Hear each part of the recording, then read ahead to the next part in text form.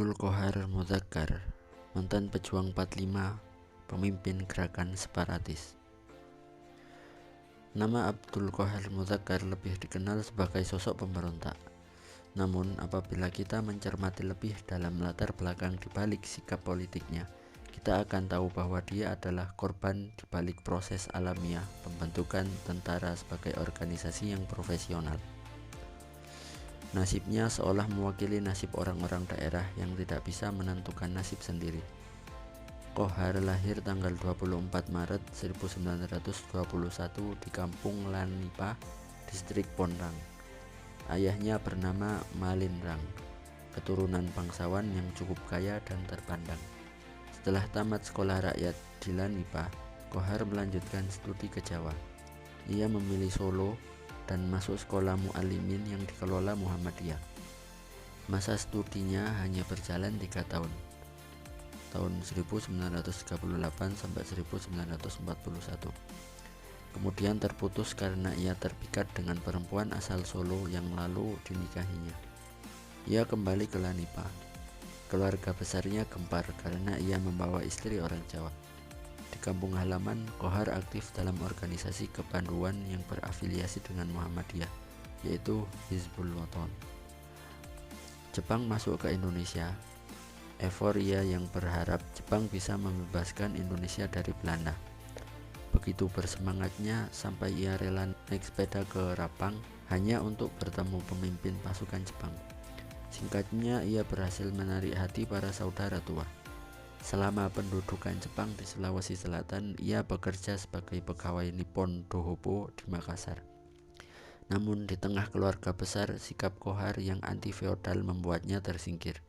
Ia dituduh memicu permusuhan di kalangan kaum bangsawan Luwu, sehingga dikenai hukuman Ripaupangi Tanah atau diusir dari Palopo, tanah kelahirannya. Qohar pun kembali ke Solo untuk mendirikan perusahaan dagang dengan nama usaha Semangat Muda. Ia meluaskan usahanya sampai ke Jakarta dengan mendirikan toko Luwu. Di tokonya ini, Qohar beberapa kali mengadakan pertemuan politik. Pasca proklamasi, Qohar mendirikan Gerakan Pemuda Indonesia Sulawesi (GEPIS), yang lalu berubah menjadi Angkatan Pemuda Indonesia Sulawesi (APIS), bagian dalam Angkatan Pemuda Indonesia (API).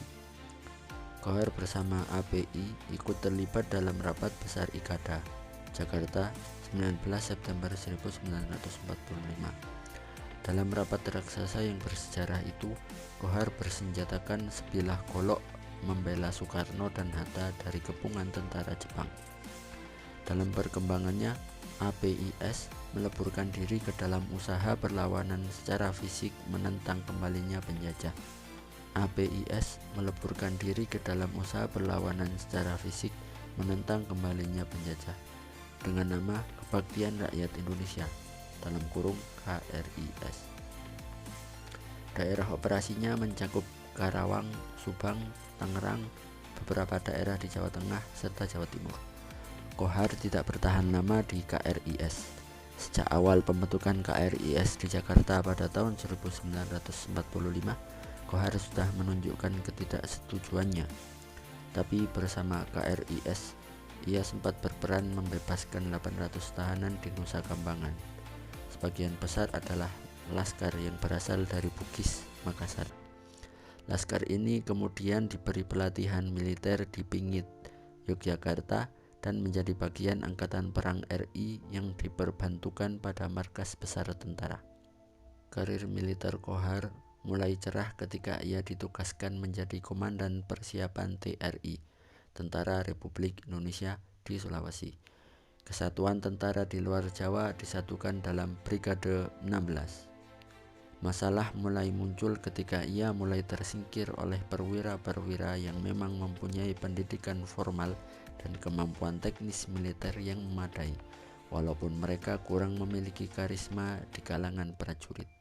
Bagaimanapun, Qohar adalah tentara yang lahir karena proses kebetulan, walaupun pengaruhnya sangat kuat di antara anak buahnya. Qohar hanya diposisikan menjadi orang kedua dalam brigade ini. dari pengangkatan Letkol JF Warou sampai Letkol Lembong sebagai pemimpin brigade, Kohar menolak mengakui mereka. Bahkan ia memberi instruksi untuk tidak berhubungan mereka jika tidak seizin atau persetujuannya.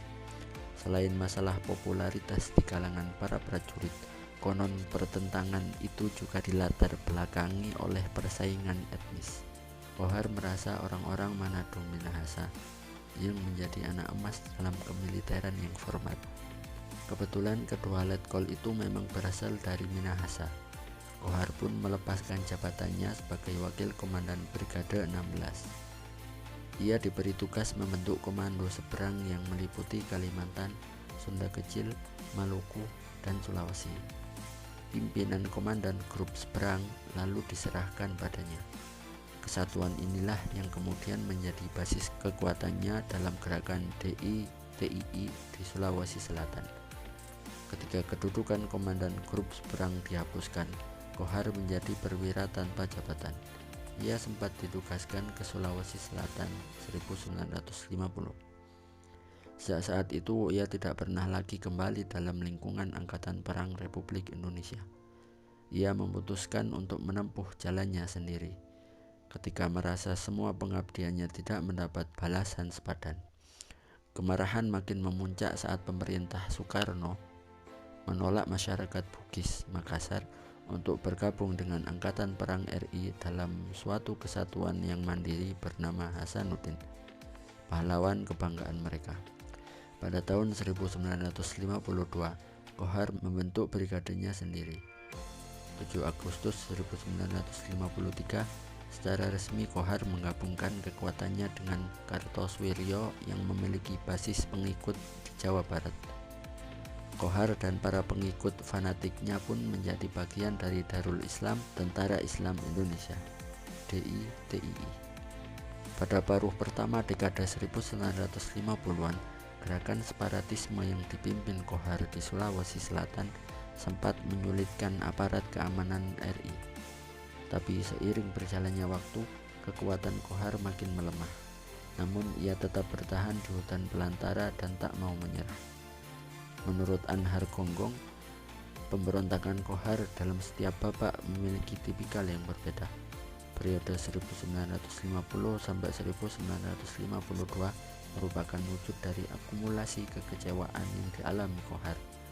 Mulai 1953 hingga kematiannya, pemberontakan Kohar sudah dilandasi oleh semangat keagamaan Islam. Bersama Kartosoewirjo dan Daud Beoryo, ia menjadi ikon gerakan separatis yang bernuansa agama Islam. Kohar juga menjadi simbol resistensi daerah terhadap dominasi pusat, yang pernah menjadi ancaman serius bagi perpecahan bangsa pada dekade 50-an.